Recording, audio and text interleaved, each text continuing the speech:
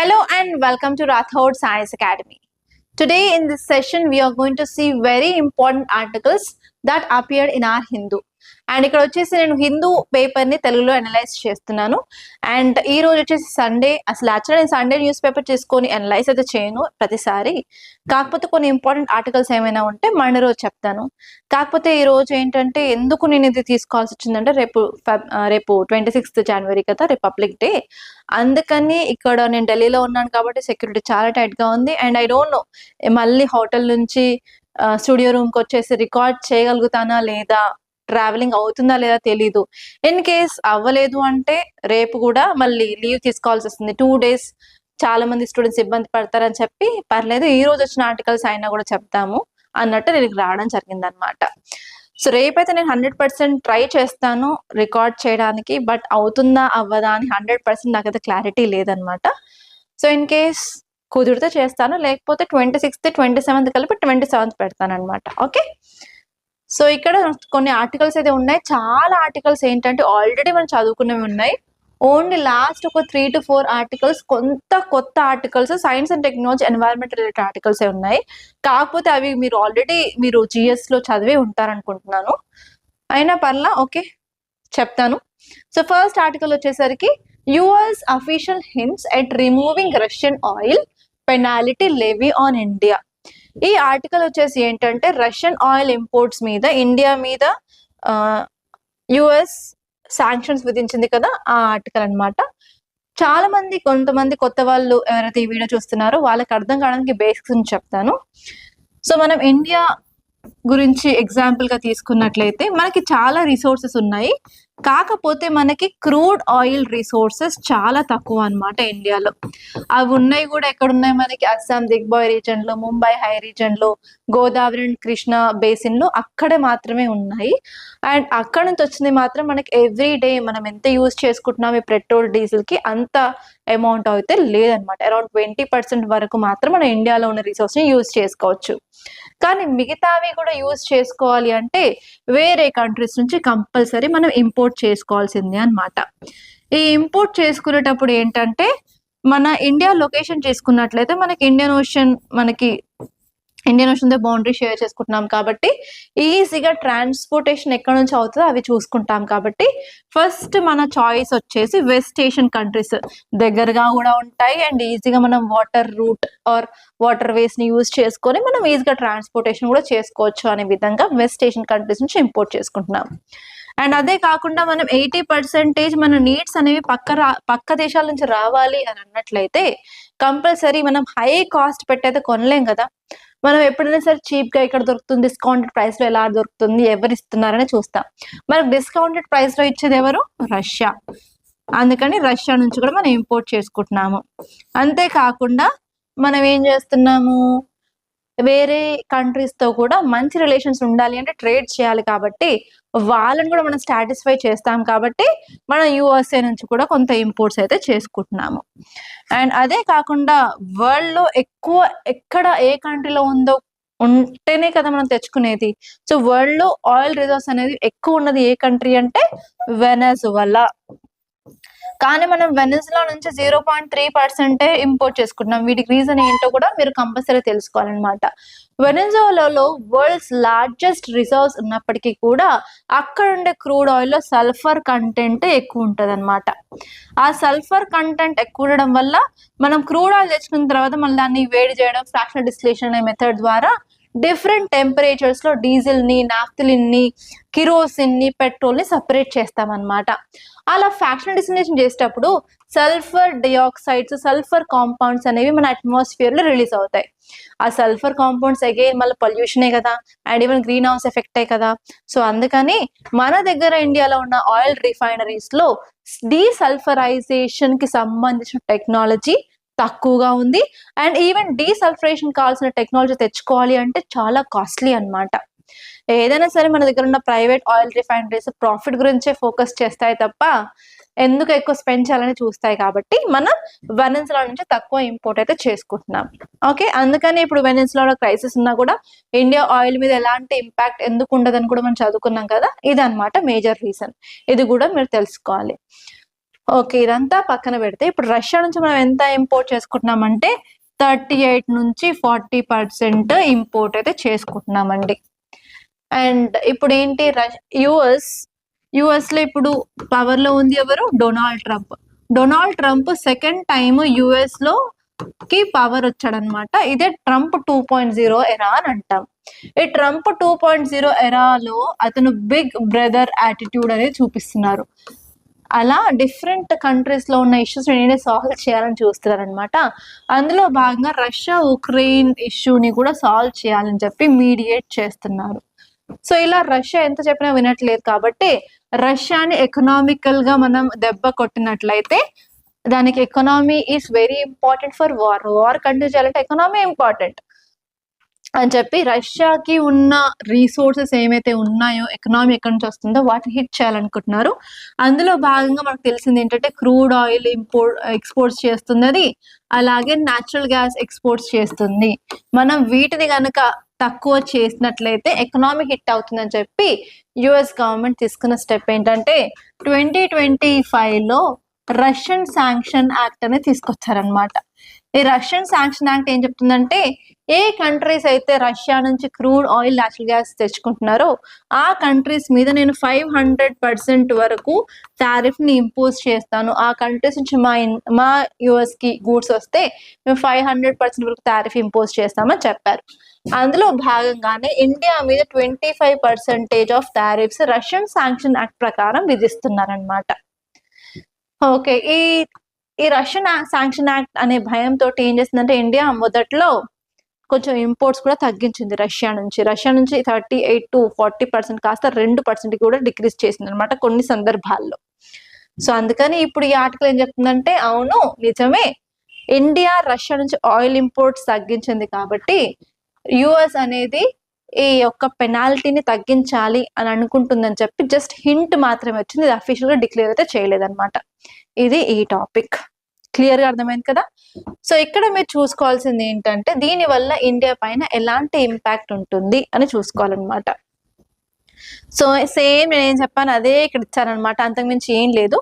కాకపోతే మీరు ఏం చేయాలంటే మీరు ఒక లిస్ట్ అయితే చేసి పెట్టుకోవాలి, ఏ కంట్రీస్ నుంచి ఇండియా ఎంత పర్సంటేజ్ ఆఫ్ ఆయిల్ ఇంపోర్ట్ చేసుకుంటుంది.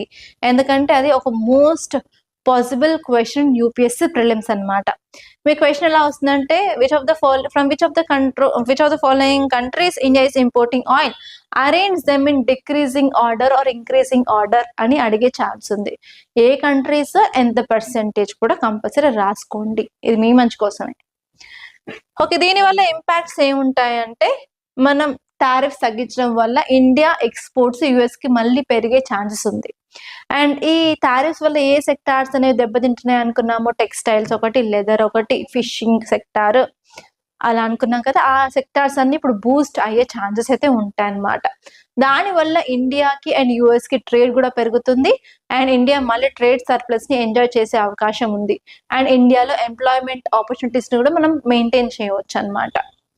అండ్ నెక్స్ట్ వచ్చేసి ఇంకొక ఇంపార్టెంట్ థింగ్ ఏంటంటే ఇండియాకి అండ్ యుఎస్ కి మధ్య రిలేషన్స్ కూడా మంచిగానే పెరుగుతాయి దీనివల్ల. అండ్ అంతేకాకుండా రష్యా మీద ఎలాంటి ఇంపాక్ట్ ఉంటుందంటే కొంత టైం వరకు ఇండియా రష్యా నుంచి ఆయిల్ ఇంపోర్ట్స్ తగ్గించుకునే అవకాశం ఉంటుందన్నమాట. ఓకే, సో ఇలాంటి ఇంపాక్ట్ అయితే ఉంటుంది, జస్ట్ అవి చూసుకుంటే సరిపోతుంది. అండ్ నెక్స్ట్ ఆర్టికల్ వచ్చేసి 22.8% of population Kerala, 15.8% in Tamil Nadu to be above 60 years by 2036 says RBI report. RBI report ఒక తీసుకొచ్చింది అనమాట. ఆర్బీఐ రిపోర్ట్ ఒక టైటిల్ తో తీసుకొచ్చారు. ఆ రిపోర్ట్ లో వాళ్ళు డెమోగ్రఫిక్ డివిడెండ్ గురించి మాట్లాడుతున్నారు. అండ్ నెక్స్ట్ ఈ ఆర్టికల్ ఏం చెప్తుందంటే ఎస్పెషల్లీ సదరన్ స్టేట్స్, ఓకే నేను క్లియర్ గా ఇమేజ్ కూడా గీసి చూపిస్తాను, ఇక్కడ కొంచెం ఇమేజ్ గీయడానికి రాయడానికి కొంచెం ప్రాబ్లమ్ గా ఉంది. ఓకే, ఇప్పుడు మన ఇండియా తీసుకున్నట్లయితే మనకి నదరన్ స్టేట్స్ ఉన్నాయి, ఇక్కడ సదరన్ స్టేట్స్ ఉన్నాయి కదా.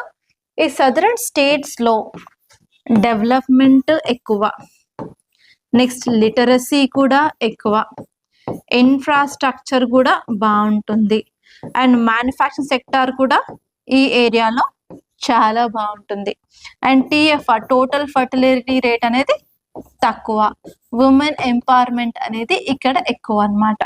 ఈ అన్ని రీజన్స్ వల్ల ఏమవుతుందంటే ఇక్కడ TFR టోటల్ ఫర్టిలిటీ రేట్ అనేది తగ్గుతుంది. టోటల్ ఫర్టిలిటీ రేట్ అంటే ఏం లేదు, ఉమెన్ తన యొక్క రీప్రొడక్టివ్ ఏజ్ లో ఎంత మంది పిల్లలకి జన్మనిస్తుందో అదే TFR అన్నమాట. ఇక్కడ ఈ స్టేట్స్ లో వచ్చేసరికి it is less than 1.8 to 1.9. మనం టాప్ కి వెళ్తే అంటే నార్థరన్ స్టేట్స్ కి వెళ్తే 3 to 4 కూడా ఉన్నాయి కొన్ని బీమారు స్టేట్స్ లో అయితే. ఓకే, సో TFR తగ్గడానికి మేజర్ రీజన్ ఏంటంటే ఉమెన్ ఎంపవర్మెంట్ ఎక్కువ, ఉమెన్ లిటరసీ ఎక్కువ, ఉమెన్ చదువుకున్న తర్వాత ఉమెన్ కి కూడా ఎంప్లాయ్మెంట్ ఆపర్చునిటీస్ ఎక్కువ, జెండర్ ఈక్వాలిటీ మీద ఫోకస్ చేస్తున్నాం, ఉమెన్ ఎంపవర్మెంట్ రిలేటెడ్ ఇష్యూస్ మీద ఫోకస్ చేస్తున్నాం. కాబట్టి ఏమవుతుందంటే డిలేడ్ మ్యారేజెస్ అవుతుంది. అండ్ మ్యారేజెస్ డిలే అవడం వల్ల ఆఫ్టర్ 30 years ఏమవుతుందంటే ఉమెన్ లో ఎగ్ క్వాలిటీ అనేది తగ్గిపోతూ ఉంటుంది. ఆ టైంలో మిస్ క్యారేజ్ ఎక్కువ అయ్యే ఛాన్సెస్ ఉంటాయి, జెనెటిక్ డిసీజ్ వచ్చే ఛాన్సెస్ ఎక్కువ ఉంటాయి. కాబట్టి నెంబర్ ఆఫ్ చిల్డ్రన్ కి జన్మనిచ్చేది కూడా తగ్గిపోతూ ఉంటుంది అనమాట. And even busy life style అయిపోవడం వల్ల ఏంటంటే అసలు మదర్ ఫాదర్ ఇద్దరు ఆఫీస్కి వెళ్ళడం వల్ల కూడా పిల్లలు వద్దులే లేట్ చేద్దాము, ఒకరు చాలు ఇద్దరు చాలు అండ్ ఒకరే చాలు అని అనుకుంటున్నారు చాలా మంది. అండ్ ఈవెన్ ఇంత ముందులాగా మనం జాయింట్ ఫ్యామిలీ ట్రెడిషన్ కూడా లేదు, ఇప్పుడు న్యూక్లియర్ ఫ్యామిలీ ట్రెడిషన్ అనేది మారిపోతూ వస్తుంది. కాబట్టి ఈవెన్ దాని వల్ల కూడా ఇండివిజువాలిటీ అండ్ ప్రతి ఒక్క పర్సన్ నాకంటూ రెస్పెక్ట్ కావాలి, నాకంటూ ఒక పొజిషన్ కావాలి, I want to do something అనే దాని మీద వాళ్ళు పరిగెత్తుతూ ఉండడం వల్ల ఇలా TFR అనేది సౌత్ ఇండియాలో తగ్గిపోతుంది అన్నమాట. ఇది ఓకే, TFR తగ్గిపోతా ఉంది, ఇట్స్ ఓకే. TFR తగ్గడంతో పాటు ఇప్పుడు ఏమవుతుందంటే ఓల్డ్ ఏజ్ పాపులేషన్ అనేది పెరిగిపోతూ ఉంది. అసలు ఓల్డ్ ఏజ్ పాపులేషన్ ఎందుకు పెరిగిపోతుంది? ఇక్కడ ఇన్ఫ్రాస్ట్రక్చర్ బాగానే ఉంది, హెల్త్ కేర్ లో బాగా పర్ఫామ్ చేస్తున్నారు, శానిటేషన్ ఉంది, దాని వల్ల ఏమవుతుందంటే లైఫ్ ఎక్స్పెక్టెన్సీ అనేది పెరిగిపోతూ ఉందన్నమాట. లైఫ్ ఎక్స్పెక్టెన్సీ ఉండడం వల్ల ఓల్డ్ ఏజ్ పీపుల్ కూడా పెరుగుతూ ఉన్నారు. ఓల్డ్ ఏజ్ పీపుల్ పెరుగుతున్నారంటే వాళ్ళు పనిచేస్తారా? చేయరు, దే ఆర్ డిపెండెన్స్ అనమాట. దాని వల్ల ఏంటంటే స్టేట్ గవర్నమెంట్స్ మీద బర్డెన్ అనేది పెరుగుతూ వస్తూ ఉంటది. ఎందుకంటే ఇంతకుముందు ఇన్ కేసు వాళ్ళు గవర్నమెంట్ జాబ్ చేసినట్లయితే వాళ్ళకి పెన్షన్ అయితే ఇవ్వాల్సిందే కదా. ఇన్ కేస్ గవర్నమెంట్ జాబ్ చేయకపోయినా కూడా సర్టెన్ స్కీమ్స్, స్టేట్ గవర్నమెంట్ కొన్ని స్కీమ్స్ తీసుకొచ్చి నెలకి 1500, 2000, 2500, 3000 అలా స్టేట్ బట్టి మారిపోతూ ఉన్నాయి. అలా వాళ్ళు కంపల్సరీ ఇవ్వాల్సిందే. అండ్ అంతేకాకుండా ఆయుష్మాన్ భారత్ లో despite of their income status 70 years వచ్చాయంటే కంపల్సరీ వాళ్ళకి ఆయుష్మాన్ భారత్ లో ఇన్సూరెన్స్ ఇవ్వాల్సిందే కదా. సో అలా ఏంటంటే బోత్ సెంట్రల్ గవర్నమెంట్ మీద స్టేట్ గవర్నమెంట్ మీద బర్డెన్ అనేది పెరిగిపోతూ ఉంటుంది. ఓన్లీ గవర్నమెంట్స్ మీద కాదు, ఆ ఫ్యామిలీ మీద కూడా బర్డెన్ అనేది పెరుగుతుంది అనమాట. ఎందుకంటే ఏజ్ పెరిగే కొద్దీ వాళ్ళకి వచ్చే డిసీజెస్ కూడా పెరుగుతూ ఉంటాయి. ఎస్పెషల్లీ వాళ్ళకి హైపర్ టెన్షన్ అంటే బీపీ రావచ్చు, kidney damage, liver damage, diabetes, అలా డిఫరెంట్ డిసీజెస్ ఉండడం వల్ల ఆ ఫ్యామిలీ మీద హెల్త్ బర్డెన్ కూడా పెరుగుతూ ఉంటుంది అనమాట. అండ్ అంతేకాదు ఓల్డ్ ఏజ్ పీపుల్ పెరగడం వల్ల ఈవెన్ జీరియాట్రిక్ కేర్ కూడా మనకి చాలా ఇంపార్టెంట్. అండ్ ఇక్కడ ఇంకొక క్వశ్చన్ నేను నిన్న ఇంటర్వ్యూలో క్వశ్చన్ అడిగాను, అది ఏంటంటే ఒక అతను కేరళ నుంచి వచ్చారు, అతను డాక్టర్ అనమాట, అతను హాస్పిటల్లో పనిచేస్తున్నారు ఇప్పుడు ప్రెసెంట్. అతను అడిగిన క్వశ్చన్ ఏంటంటే yes, Kerala state is famous for literacy and Kerala state లో డెమోగ్రఫిక్ వింటర్ అనేది వస్తుంది. డెమోగ్రఫిక్ వింటర్ అంటే ఏంటి? ఓల్డ్ ఏజ్ పాపులేషన్ పెరుగుతుంది అండ్ యంగ్ ఏజ్ పాపులేషన్ తగ్గుతుంది. దానివల్ల ఎలాంటి ఇంపాక్ట్ ఉంటుంది? And even Kerala is famous for producing of doctors and nurses. వాళ్ళు ప్రొడ్యూస్ చేసి ఏంటంటే వాళ్ళు డిఫరెంట్ కంట్రీస్కి ఎక్స్పోర్ట్ చేస్తున్నారు. అంటే ఆ కంట్రీలో old age people geriatric care provide చేయడానికి నర్సెస్ తక్కువ అవుతున్నారు. ఈ ప్రాబ్లమ్స్ ని కేరళ గవర్నమెంట్ ఎలా అడ్రస్ చేయనుంది, మీ తరపు నుంచి ఏమైనా మెజర్స్ ఉన్నాయని చెప్పి క్వశ్చన్స్ అడగడం జరిగిందనమాట. సో ఇలా మీకు డిఫరెంట్ కైండ్స్ ఆఫ్ క్వశ్చన్స్ ఒక టాపిక్ నుంచి రావచ్చు. అండ్ మీరు ఏ టాపిక్ చదివినా కూడా నేను ఇదే టాపిక్ ఇది ఒక్కటే చదువుతానని కాదు, పక్కనే ఎలా అడగొచ్చు, ఎలా ఇంటర్లింక్ చేయొచ్చు. అండ్ ప్రిలిమ్స్ లో అడిగే క్వశ్చన్స్ వేరేలా ఉంటాయి, మెయిన్స్ లో అడిగే వేరేలా ఉంటాయి, ఇంటర్వ్యూలు అడిగే వేరేగా ఉంటాయి. సో ప్రతి స్టేజ్ ని గుర్తుపెట్టుకొని ప్రతి స్టేజ్ లో ఆన్సర్ చేయగలిగే విధంగా మీ ప్రిపరేషన్ ఉన్నట్లయితే ఫర్ షూర్ మీరు తక్కువ అటెంప్ట్స్ లో తక్కువ టైంలో క్లియర్ చేస్తారు. ఇది మీ మైండ్ లో పెట్టుకోండి. జస్ట్ నేను ఫ్యాక్ట్స్ చదివి రాస్తాను అంటే ఇప్పుడు ఇంటర్వ్యూలో అదే జరుగుతుంది అనమాట. చాలా మంది ఏం చేస్తున్నారంటే ల్యాక్ ఆఫ్ చాలా మెటీరియల్ మనకి అవైలబుల్ గా ఉంది. ఈవెన్ బుక్ సెంటర్ లోకి వెళ్తే ఆ కోచింగ్ సెంటర్ ఈ కోచింగ్ సెంటర్ అని చెప్పి ఇన్ని బండిల్స్ ఉన్నాయి. అంతేకాకుండా ఈవెన్ ఆన్లైన్ లో వెతుకున్నట్లయితే ఎవ్రీథింగ్ ఉంది. అండ్ ఈవెన్ చాలా మంది అయితే డిఫరెంట్ రిసోర్సెస్ యూజ్ చేస్తూ ఉన్నారు. సో అలా ఏంటంటే కంటెంట్ అబండెన్సీ పెరిగింది కాబట్టి మీరు దాన్ని మగప్ చేసి నేను ఎగ్జామ్ రాస్తాను అంటే అసలు కుదరదు. ఎందుకంటే at any stage you will be come under the trap. So చాలా మంది నిన్న మార్నింగ్ అరౌండ్ 10 o'clock నుంచి నైట్ 7 వరకు మేము ఇంటర్వ్యూస్ చేస్తూనే ఉన్నాం. ఆ టైంలో నాకు అర్థమైంది ఏంటంటే చాలా మంది స్టూడెంట్స్ జస్ట్ చదువుకుంటున్నారు, మగప్ చేస్తున్నారు, బై హార్ట్ చేసి రాస్తున్నారు మెయిన్స్ లో అని అర్థమైంది. కానీ ఇంటర్వ్యూలో మాత్రం దొరికిపోతారు అలాంటి వాళ్ళు ఫర్ షూర్. ఎందుకంటే మీ ముందు కూర్చునే వాళ్ళు they're like 30 to 35 years of experience ఉన్న వాళ్ళు. అని ఆవలిస్తే లోపల పేగలు లెక్క పెట్టే రకాలు ఉన్నారు ఒక్కొక్కరు. సో కాబట్టి కంపల్సరీ మీరు చదివి అంటే ఏం క్లారిటీ లేకుండా జస్ట్ బై హార్ట్ చేసి రాస్తాను, నేను బై హార్ట్ బాగా చేస్తాను, గుర్తుపెట్టుకుంటానంటే మాత్రం it is not your arena అండి. Sorry to say. ఎందుకంటే దట్ ఐఎమ్ సీయింగ్ వాళ్ళు ఎందుకు ఇలా చేస్తున్నారని కూడా మాకు ఇంటర్వ్యూ అయిన తర్వాత we'll be having at least 5 minutes of discussion on each and every candidate. కాబట్టి I'm clearly saying what exactly UPSC want and how this senior IAS officers కానీ రిటైర్డ్ పర్సన్స్ కానీ వాళ్ళు ఏం చూస్తున్నారు యూపీఎస్సీ క్యాండిడేట్స్ లో, అదంతా నేను క్లియర్గా చెప్తున్నాను. I want to make you to prepare in that way. మీరు కంపల్సరీ ఇదే చేయాలనుకున్నట్లయితే ఆ విధంగా మీరు ప్రిపేర్ అయ్యేటట్టు ఉండాలని చెప్పి నేను చెప్తున్నాను. సో నేను ఎవ్రీడే వీడియోస్లో ఇలాంటి కొన్ని ఇంపార్టెంట్ థింగ్స్ మీరు ఎలాంటి టిప్స్ ట్రిక్స్ ఇన్కార్పొరేట్ చేయాలో కూడా నేను చెప్తూ ఉంటాను. అందుకే మన ఛానల్ని కంపల్సరీ ఫాలో అవ్వండి అండ్ వీడియోని కంప్లీట్గా చూడండి. ఎందుకంటే నాకు ఏ టైంలో ఏది గుర్తొస్తే చెప్పేస్తాను అనమాట. I'm not like prepared. మిగతా వాళ్ళలాగా నేను బై హార్ట్ చేసేది రాను. నేను క్లాస్లోకి డైరెక్ట్గా ఆర్టికల్ తీసుకొని వస్తాను, దాన్ని ఎలా అనలైజ్ చేయాలో క్లియర్ కట్గా నేను చెప్పేస్తాను. నాకు అంత టైం పట్టదు హిందూ అనాలిసిస్కి ప్రిపేర్ అవ్వడానికి. అందుకే మీరు ఫస్టే చూసి ఇంతేనా అని చెప్పి వదిలేయకండి. సో నాకు ఏ టైంలో ఏది గుర్తొస్తే చెప్పేస్తాను అనమాట. Okay, yeah. So something I missed here. Okay, let it be. So ఈ ఆర్టికల్ ఏం చెప్తుంది అంటే క్లియర్ గా ఓల్డ్ ఏజ్ పాపులేషన్ అనేది పెరుగుతుంది. ఆ ఓల్డ్ ఏజ్ పాపులేషన్ ని పెరగడం వల్ల చాలా ప్రాబ్లమ్స్ అయితే వస్తాయి. ఆ ప్రాబ్లమ్స్ ఎలా అడ్రస్ చేయాలి? సో ఇక్కడ మీరు హెల్త్ కేర్ చూసుకోవాలి అండ్ ఓల్డ్ పీపుల్ గురించి చూసుకోవాలి, మన ఎకనామీ గురించి చూసుకోవాలి అన్నమాట. ఓకే, సో ఇక్కడ రిపోర్ట్ వచ్చేసి state finances study of budgets report 2025 to 2026. ఇందులో ఒక చాప్టర్ లో డెమోగ్రఫిక్ ట్రాన్సిషన్ గురించి కూడా ఇచ్చారనమాట. ఇందులో ఏంటంటే old age population especially southern states లో పెరుగుతూ వస్తుంది, ఎందుకంటే టీఎఫ్ఆర్ తగ్గిపోతూ ఉండడం వల్ల అని చెప్పారు. అండ్ ఎస్పెషల్లీ 60 years పైగా ఉన్న వాళ్ళ సంఖ్య తమిళనాడులో అండ్ కేరళలో విపరీతంగా 2036 లోపు పెరగపోతూ ఉంది. వాటికి ఒక కొత్త ఛాలెంజెస్ వస్తాయి ఆ స్టేట్స్ కి అని చెప్పడం జరిగింది అనమాట. అండ్ ఈవెన్ ఇంకో క్వశ్చన్ గుర్తొచ్చింది సడన్ గా, అదేంటంటే టీఎఫ్ఆర్ తగ్గిపోతుంది సదరన్ స్టేట్ లో అండ్ టీఎఫ్ఆర్ నార్థరన్ స్టేట్స్ లో ఎక్కువగా ఉంది. మనం పాలిటీలో చూసుకున్నట్లయితే మనకి డీలిమిటేషన్ అని ఉంటుంది. డీలిమిటేషన్ అంటే ఏం లేదు, ఒక కాన్స్టిట్యుయెన్సీ బార్డర్ ఏంటో లైన్ డ్రా చేసేదాన్ని డీలిమిటేషన్ అంటారు కదా. సో ఇప్పుడు ఏమవుతుంది, ఇక్కడ పాపులేషన్ తగ్గుతుంది, నార్త్ లో పెరుగుతుంది, దాని వల్ల మనకి డీలిమిటేషన్ మీద ఏమైనా ఇంపాక్ట్ ఉంటుందా లేదా? సో అక్కడ number of constituencies in north అనేది ఎక్కువగా ఉంటాయి, సౌత్ లో తక్కువ ఉంటాయి. సో దీని మీద కూడా నేను క్వశ్చన్ అయితే అడిగాను అనమాట. ఇలా ఒక టాపిక్ ఉంది అంటే పాలిటీ పాయింట్ ఆఫ్ వ్యూలో, హిస్టరీ పాయింట్ ఆఫ్ వ్యూలో, ఎకనామీ పాయింట్ ఆఫ్ వ్యూలో ప్రతిదీ ఇంటర్లింక్ చేసుకుంటూ చదవండి. అలా అయితేనే మీరు మెయిన్స్ లో మంచి రాస్తారు అండ్ ఈవెన్ ఇంటర్వ్యూలో కూడా మీ ఆన్సర్స్ చాలా బాగుంటాయి. అండ్ ఇంటర్వ్యూలో లాస్ట్ టైం కొంతమందికి అయితే 90s, 95s, 275 వచ్చిన వాళ్ళు కూడా ఈసారి మళ్ళీ ఇంటర్వ్యూకి వచ్చారు. సో ఎంత కష్టపడి ప్రిలిమ్స్ మెయిన్స్ రాసిన తర్వాత ఇంటర్వ్యూలో తక్కువ స్కోర్ వస్తే మళ్ళీ ఫస్ట్ కానీ స్టార్ట్ చేయాల్సిందే కదా. అలాంటి దాంట్లో మీరు పడకండి ప్లీజ్. ఓకే, మీరు ప్రిపరేషన్ చేసినప్పుడు కంప్లీట్గా చేయండి. Okay, yeah, let us see. So ఇక్కడ ఈ ఆర్టికల్ ఏం చెప్తుందంటే అసలు ఏంటి ప్రాబ్లం ఏంటి, ఏజింగ్ పాపులేషన్ ఎందుకు పెరుగుతుందంటే ఫర్టిలిటీ రేట్ అనేది పర్టికులర్గా తగ్గిపోతుంది and even family planning initiatives బాగా వర్క్ అవుతున్నాయి కాబట్టి టీఎఫ్ఆర్ తగ్గుతుంది and even health care access కూడా బెటర్గా అయింది. ఎడ్యుకేషన్ వల్ల ఉమెన్ ఎంపవర్మెంట్ అంటున్నారు, ఉమెన్ పార్టిసిపేషన్ లేబర్ ఫోర్స్ అనేది పెరిగింది అండ్ నెక్స్ట్ వచ్చేసి లైఫ్ స్పాన్స్ కూడా పెరుగుతూ వచ్చాయి. అండ్ అదే కాకుండా మనకి ఆ కేరళ నుంచి డిఫరెంట్ కంట్రీస్ కి కూడా పీపుల్ మైగ్రేట్ అవ్వడం వల్ల కూడా అక్కడ డెమోగ్రఫీలో చేంజ్ వచ్చింది అని కూడా చెప్తున్నారనమాట. ఓకే, నెక్స్ట్ ఆర్టికల్ వచ్చేసి 8 under treatment for jaundice, bore well found contaminated in మో.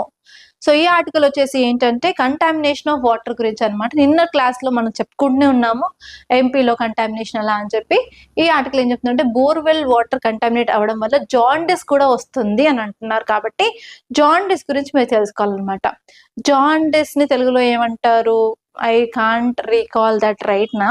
కాకపోతే మన జాండీస్ వచ్చేసరికి మనకి స్కిన్ ఎల్లో కలర్ కావడం కానీ, రైస్ ఎల్లో కలర్ రావడం కానీ, పచ్చ కామెర్లు అని కూడా అంటారు, మన యూరిన్ కూడా ఎల్లో కలర్ రావడం కానీ అవుతుంది అనమాట. ఇది ఎందుకు అవుతుందంటే మన బాడీలో బైలిరూబిన్ లెవెల్స్ అనేవి పెరగడం వల్ల ఈ యొక్క జాండీస్ అనేది వస్తుంది అనమాట. అండ్ జాండీస్ అంటే అది ఒక డిసీజ్ ఏం కాదు, మన బాడీలో సంథింగ్ ఏదో రాంగ్ అవుతుంది అని చెప్పగలిగే ఒక సైన్స్ సెంటర్స్ అనమాట. సో నార్మల్గా సింపుల్ గా చెప్పాలి అంటే చిన్న పిల్లలు పుట్టిన వెంటనే వాళ్ళ లివర్ గాల్ బ్లాడర్ యాక్టివేట్ గా ఉండదు, కాబట్టి వాళ్ళు పుట్టిన 2 to 3 days కి కంపల్సరీ వాళ్ళకి జాండీస్ అనేది వస్తుంది. అది చైల్డ్ పీడియాట్రిక్ జాండీస్ అంటారు. దాని తర్వాత బేబీస్ తీసుకెళ్ళి ఒక లైట్ బాక్స్, మీకు ఐడియా ఉంటుంది, బ్లూ లైట్ కానీ ఆరెంజ్ లైట్ కానీ ఉంటుంది, మోస్ట్లీ బ్లూ లైట్, ఆ లైట్ కింద బేబీస్ ఐస్ ని కవర్ చేసి అక్కడ ఒక 1 day కానీ 2 days పెట్టడం వల్ల బేబీ యొక్క గాల్ బ్లాడర్ కానీ ఎవ్రీథింగ్ యాక్టివేట్ అయిపోయి నార్మల్ గా బైలిరూబిన్ అనేది ప్రొడ్యూస్ అవుతూ ఉంటుంది. మీకు ఐడియా ఉండే ఉంటుంది. అండ్ పిల్లలు పుట్టిన వెంటనే సన్లైట్ లో పెట్టండి అని చెప్పి ఎర్లీ మార్నింగ్ సన్లైట్ 6:37 కి ఒక ½ an hour బేబీని ఉంచండి, బట్టలన్నీ తీసేసి అని చెప్తారు కదా. సో అదేంటంటే జాండీస్ అనేది ఒక డిసీజ్ కాదు, సంథింగ్ రాంగ్ అవుతుంది అని చెప్పి ఒక సిగ్నల్ అన్నమాట. జాండీస్ డిసీజ్ అనుకుంటే మాత్రం తప్పు. సో కొన్ని ఇంపార్టెంట్ ఫ్యాక్ట్స్ చూసినట్లయితే జాండీస్ అనేది అది ఒక డిసీజ్ కాదు, జస్ట్ ఇది ఒక సిమ్టమ్ ఆర్ సైన్ అనమాట. మన బాడీలో బైలిరూబిన్ సంబంధించిన ప్రాసెసింగ్ కి కొంచెం ఇష్యూ అయితే జరుగుతుంది అని చెప్పగలిగే ఒక సూచిక అని చెప్పొచ్చు అనమాట.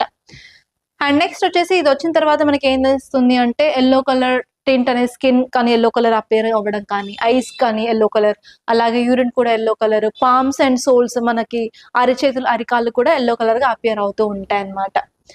అండ్ నెక్స్ట్ వచ్చేసి మనకి ఇక్కడ డిఫరెంట్ కాజెస్ ఉన్నాయి, ప్రీ హెపాటిక్ కాజెస్ ఉన్నాయి, హెపాటిక్ కాజెస్ ఉన్నాయి, అండ్ పోస్ట్ హెపాటిక్ కాజెస్ కూడా ఉన్నాయి అన్నమాట.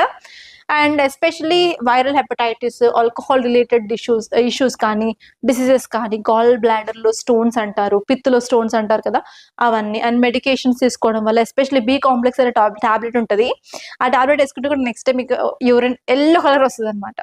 సో అలా కొన్ని మెడిసిన్స్ కానీ హెర్బల్ సప్లిమెంట్స్ కూడా వస్తే తీసుకుంటే, అండ్ ఈవెన్ క్యాన్సర్స్ వల్ల కూడా మనకి ఈ జాండీస్ అనేది అపేర్ అవుతుంది అనమాట. అండ్ నెక్స్ట్ ఆర్టికల్ వచ్చేసి కెన్ ఇండియా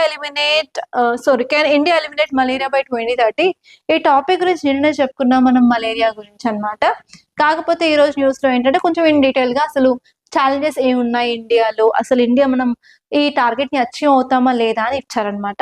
సో దీని గురించి చూసుకున్నట్లయితే ఇండియా మలేరియాని ఎలిమినేట్ చేయడానికి ఒక నేషనల్ లెవెల్లో ఫ్రేమ్ వర్క్ తీసుకొచ్చింది. ఆ frame work national frame work for malaria elimination. దీని యొక్క టైం లైన్ వచ్చేసి 2016 to 2030 అనమాట. అండ్ ఇందులో టార్గెట్ ఏంటంటే ఎలిమినేషన్ ఆఫ్ మలేరియా బై 2030. దాంతో పాటు 2027 లోపే జీరో డిసీజెస్ ని రికార్డ్ చేయాలి, జీరో మలేరియా కేసెస్ ని రికార్డ్ చేయాలని టార్గెట్ తీసుకొచ్చారనమాట. సో మనం డేటా చూసుకున్నట్లయితే 2022 నుంచి 2024 వరకు around 160 districts, 23 states and union territories లో 0 కేసెస్ రికార్డ్ అయ్యాయి. అంటే we can reach this target అని కొంత హోప్ అయితే ఈ డేటా ఇస్తుంది అనమాట. కానీ ఈ ఆర్టికల్ ఏం చెప్తుందంటే మనకు కొన్ని ఛాలెంజెస్ అయితే ఉన్నాయి. ఛాలెంజెస్ ఏంటంటే migration from malaria endemic neighbouring states. Malaria ఒక స్టేట్ లో ఉంది అంటే ఆ స్టేట్ నుంచి వేరే స్టేట్ కి పీపుల్ మైగ్రేట్ అవ్వడం వల్ల కూడా మలేరియా స్ప్రెడ్ అయ్యే ఛాన్సెస్ ఉంది. అండ్ అదే కాకుండా అర్బన్ ఏరియాస్ లో ర్యాపిడ్ అర్బనైజేషన్, ఇన్ఫ్రాస్ట్రక్చర్ సరిగ్గా లేకపోవడము, వాటర్ స్టోరేజ్ వల్ల కూడా మనకి అంటే నియర్ బై సరౌండింగ్స్ ని మనం క్లీన్ గా పెట్టుకోకుండా వాటర్ లాగింగ్ అయినట్లయితే వాటర్ లో ఏంటంటే ఎగ్స్ పెడతాయి అనమాట ఈ మస్కిటోస్ వెళ్ళి. దానివల్ల మనం మస్కిటో లైఫ్ సైకిల్ చూసుకున్నట్లయితే ఎగ్స్ ఉంటుంది, దాని తర్వాత లార్వే ఉంటుంది, దాని తర్వాత పూపా ఉంటుంది, దాని తర్వాత అడల్ట్ ఉంటుంది. ఈ లార్వే వచ్చేసి వాటర్ లోనే ఉంటుంది అనమాట. సో ఈ లార్వేని చంపకపోతే ఏంటంటే మనం మస్కిటో పాపులేషన్ పెంచుతున్నట్టు అర్థం. కాబట్టి చాలా ఏరియాస్ లో ప్రాపర్ గా వాటర్ స్టోరేజ్ ప్రాక్టీసెస్ లేవు, అది కూడా ఒక ప్రాబ్లం అనమాట.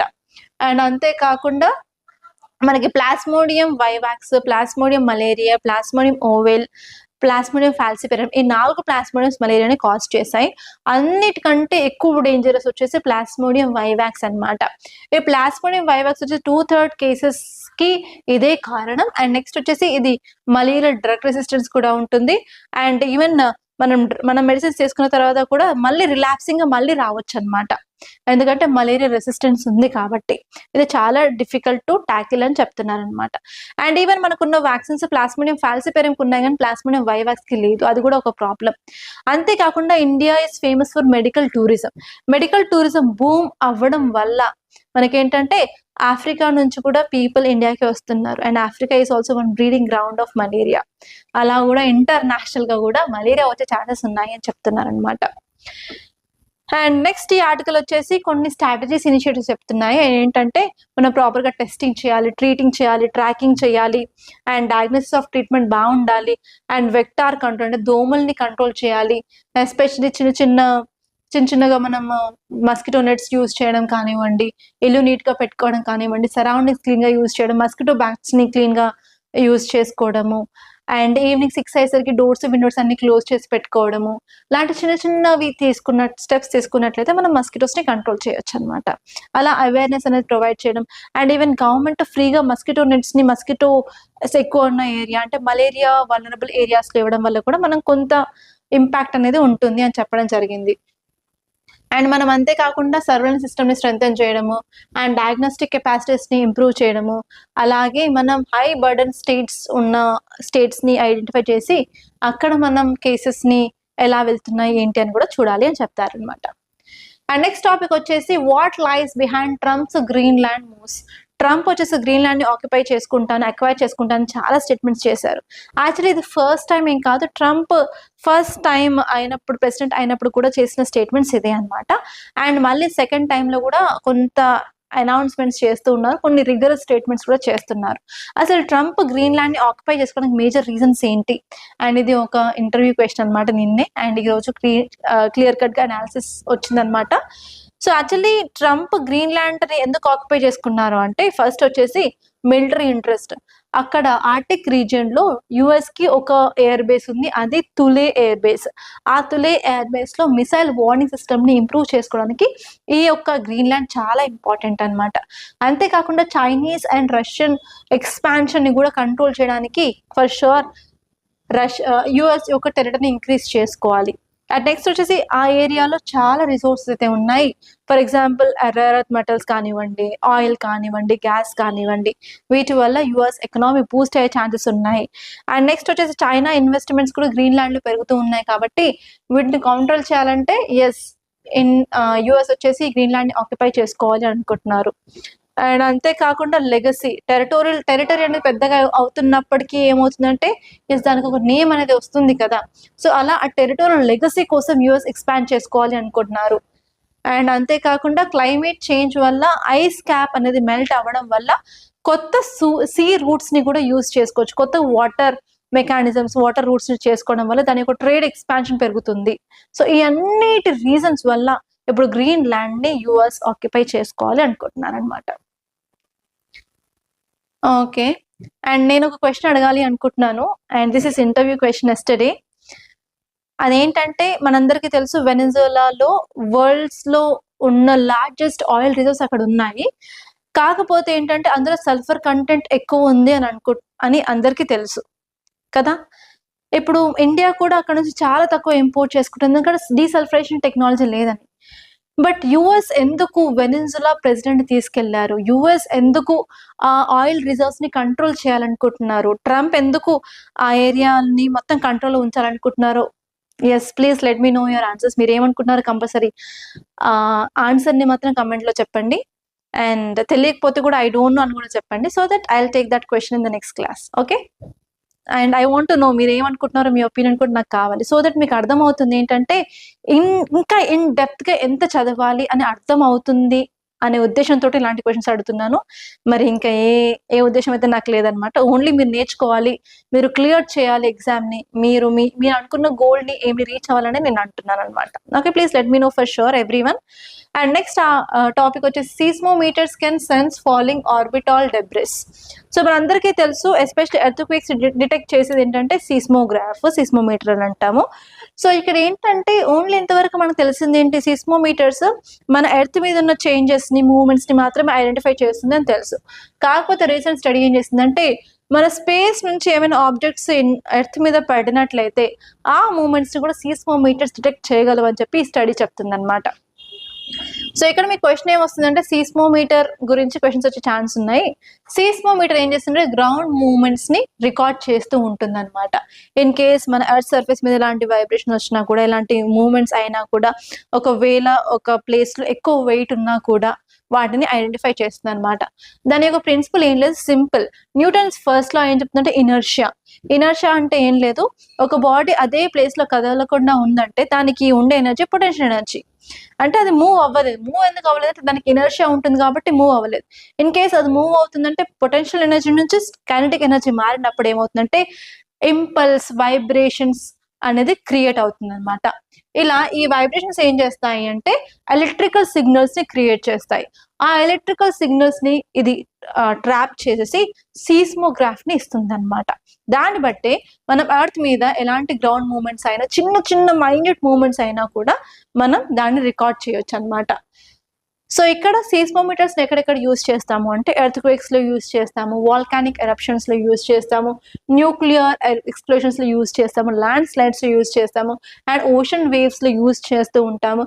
అంతేకాకుండా హెవీ ట్రాఫిక్ ఉన్న ఏరియాస్ లో కూడా మనం సీస్మోగ్రాఫ్ యూజ్ చేయొచ్చు. అలాగే స్టేడియంలో క్రౌడ్స్ ఎక్కువ అయితే కూడా మనం చేయొచ్చు. దాంతో పాటు ఈవెన్ ఇప్పుడు ఇంకొకటి యాడ్ చేసుకోవాలి, అవుటర్ స్పేస్ లో డెబ్రిస్ వచ్చి ఎర్త్ మీద పడినా కూడా ఆ మూమెంట్స్ ని కూడా ఇది ట్రేస్ చేయగలదు అని చెప్తుంది అనమాట. అండ్ నెక్స్ట్ ఆర్టికల్ వచ్చేసి natural heater hidden in India sacred lotus flowers. ఈ టాపిక్ వచ్చేసి దేని గురించి మాట్లాడుతుంది అంటే నార్మల్ గా మనం హ్యూమన్స్ యానిమల్స్ బాడీలో టెంపరేచర్ మెయింటైన్ చేస్తాయి, దాన్ని థర్మో రెగ్యులేషన్ అంటాం కదా. ఈవెన్ లోటస్ కూడా, లోటస్ ఫ్లవర్ విప్పుకునేటప్పుడు ఈ ఎల్లో కలర్ పార్ట్ ఉంటుంది కదా, మధ్యలో భలే స్మెల్ వస్తుంటుంది. స్మెల్ చూసారో లేదో తెలియదు, ఐ లవ్ ద స్మెల్. ఎందుకంటే పర్సనల్ గా నేను ఈ లోటస్ ని మా ఇంట్లో కూడా పెంచాను అనమాట. కాబట్టి I know detailly about this lotus flower. ఏ టైంలో పూస్తుంది, ఎన్ని రోజులు ఉంటుంది, ఇలా 3 to 4 days వరకు ఫ్లవర్ ఇలాగే ఉంటుంది. సో ఎల్లో కలర్ దాంట్లో ఏంటంటే టెంపరేచర్ చాలా ఎక్కువ ఉంటుంది, 30 to 35 degrees టెంపరేచర్ మెయింటైన్ చేస్తుంది అనమాట. అంటే ఎన్ని రోజులు మనం అనుకుంది ఏంటంటే ఓన్లీ యానిమల్స్ అండ్ హ్యూమన్సే కాదు, ఇప్పుడు ప్లాంట్స్ కూడా థర్మో రెగ్యులేషన్ చేస్తాయని గుర్తుపెట్టుకోవాలన్నమాట. అండ్ నెక్స్ట్ టాపిక్ వచ్చేసి వాటర్ ఇంటెన్సివ్ క్రాప్ అనమాట. ఆల్రెడీ యూపీఎస్సీ చాలా సార్లు క్వశ్చన్ అడిగింది రైస్ క్రాప్ గురించి.